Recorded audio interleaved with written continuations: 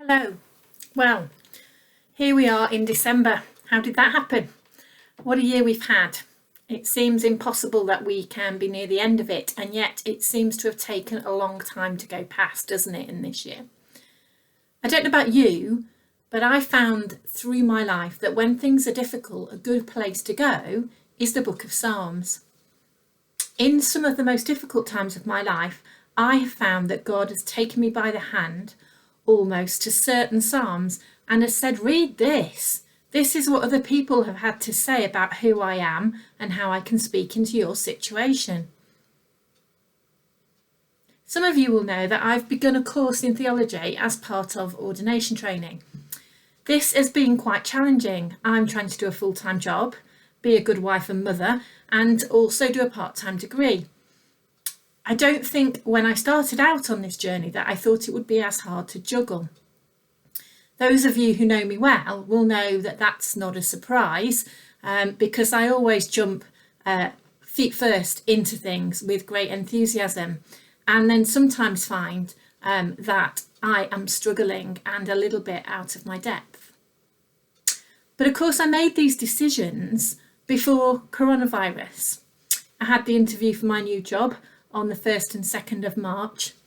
And I was put forward for ordination training on the 5th of March. And so all of this happened way before the trials and tribulations that we've been going through. Some of the benefits, though, of being in this season are that instead of travelling on a Tuesday afternoon down to London to spend the evening with my colleagues in the college, who are also training for ordination, I'm sitting in this room here in my smallest bedroom on my laptop, connected via Zoom to the lecturers and my colleagues.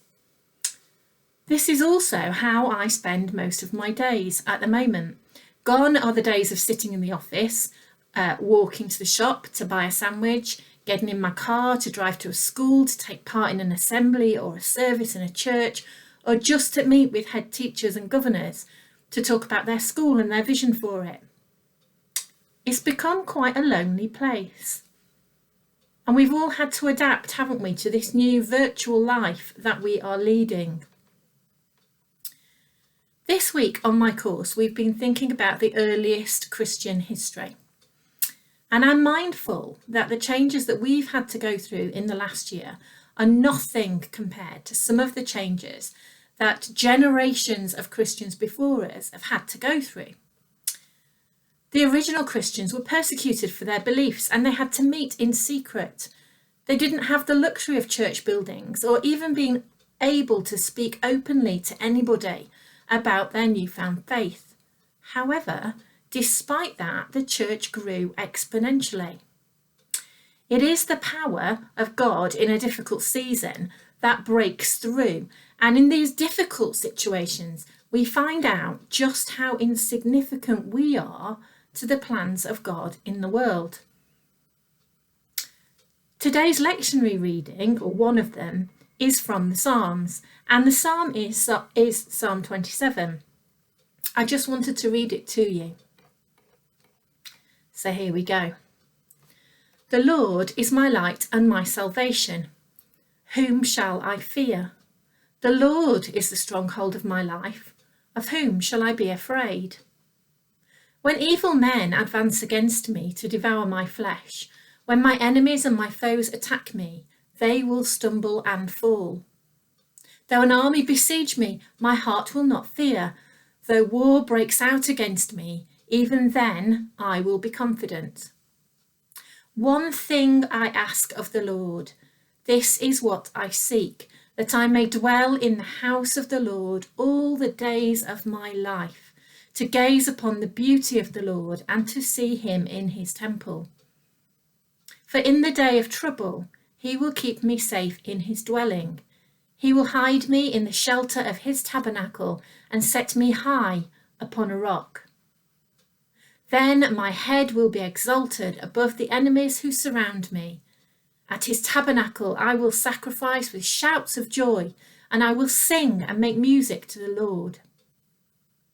Hear my voice when I call, O Lord. Be merciful to me and answer me. My heart says of you, seek his face. Your face, Lord, I will seek. Do not hide your face from me. Do not turn your servant away in anger. You have been my helper. Do not reject me or forsake me, O my Saviour. Though my mother and father forsake me, the Lord will receive me. Teach me your way, O Lord. Lead me in a straight path because of my oppressors. Do not turn me over to the desire of my foes, for false witnesses rise up against me, breathing out violence. I am still confident of this. I will see the goodness of the Lord in the land of the living. Wait for the Lord. Be strong and take heart and wait for the Lord. It's a powerful psalm, isn't it? And particularly in the beginning of the psalm, but I think all of the way through, if you think about changing some of the language of war and instead replacing it with the language of pandemic and lockdown, it really does speak into our current reality. The Lord, though, is my light and my salvation. Whom shall I fear? The Lord is the stronghold of my life. Whom shall I be afraid? The psalm goes on and talks about residing in the house of the Lord, in the safety of that dwelling place, gazing upon the beauty of the King. It continues, my heart says of you, seek his face. Your face I will seek. This very much reflects my personal current situation. As we emerge from a second lockdown into further restrictions, it can feel that this season is never ending. I feel like I've been housebound since the beginning of October and we're now in December. I've seen very few people and left the house other than for a short walk, very rarely. And so this idea of being besieged really speaks to me. But what can we do in this situation other than seek his face? Now, I'm not saying that this is very easy, particularly when we feel down and that hope is so far away. When I'm feeling like that, I usually turn to some form of paper crafting. As I use pens to write or draw or add colour to an image, my mind empties and God is able to speak to me. However, since the 13th of November, not that I'm counting the days, when I had my operation on my elbow, I have not been able to hold a pen. My go-to meditation to be quiet with God has been taken away. I am besieged. I'm having to learn to be still in a different way, to seek his face in a different way. It's a rocky road and it makes me grumpy, but the thing that keeps me going is the end of this psalm and the promise of the psalmist that I can still be confident that I will see the goodness of the Lord in the land of the living, and that sometimes we need to wait for the Lord, to just be strong, to take heart and to wait. This has definitely been a season of waiting for me. Waiting for the operation to happen, waiting for the dressing and the stitches to be off, waiting for the healing to happen and the pain to subside. And I'm still waiting for the ability to pick up a pen again. But this has been a season of waiting for us all, hasn't it? Waiting for cases to go down. Waiting to be allowed to go out and meet people. Waiting to be allowed to go back into church, in fellowship, to pray and sing together.